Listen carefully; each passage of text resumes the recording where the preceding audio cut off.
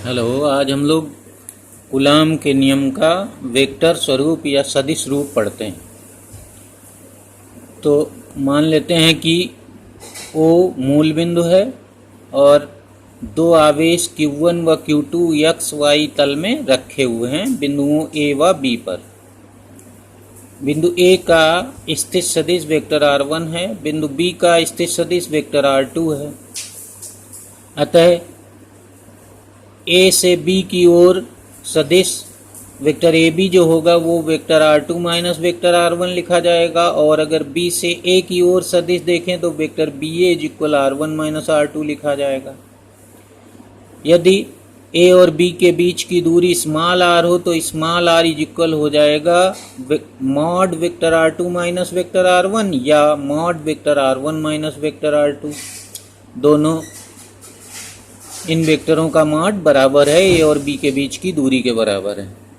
अब यदि हम Q1 से Q2 की ओर अर्थात A से B की ओर एकांक सदिश R12 कैप लिखें तो R12 कैप बराबर हो जाएगा वेक्टर AB अपान R, जहाँ पर R AB के बीच की दूरी है, और B से A की ओर एकांक सदिश R21 कैप इज इक्वल हो जाएगा वेक्टर BA अपान R। इस प्रकार ये दोनों एकांक सदिश बराबर और विपरीत दिशा में आता है। R12 cap is equal minus R21 cap. अब हम लोग Q1 आवेश द्वारा Q2 पर लगने वाला बल ज्ञात करते हैं, तो हो जाएगा माना कि Q1 द्वारा Q2 पर लगने वाला बल वेक्टर F12 है, तो वेक्टर F12 बराबर हो जाएगा K स्मॉल के 1/4 पाई एप्सिलॉन नॉट के बराबर होता है Q1 Q2 अपान R स्क्वायर माने दोनों के बीच की दूरी इंटू R12 कैप अर्थात A से B की ओर एकांक सदिश बल F12 की तरफ एकांक सदिश। इसी तरह से Q2 द्वारा Q1 पर लगाया गया बल हो जाएगा vector F21 K Q1 Q2 अपान R स्क्वायर R21 कैप।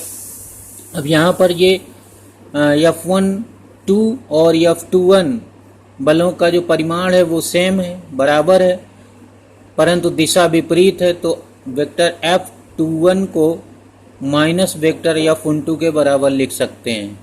इससे यह निष्कर्ष निकलता है कि जितना आवेश Q1 Q2 पर बल लगाता है उतना ही आवेश Q2 Q1 पर बल लगाता है।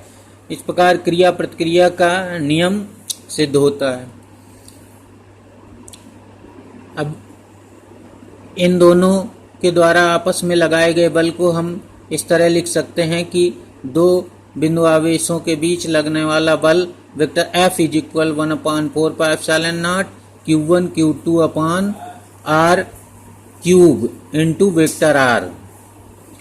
यहाँ पर वेक्टर R की जगह R कैप यदि लिखा जाता तो यहाँ R स्क्वायर लिख लेते।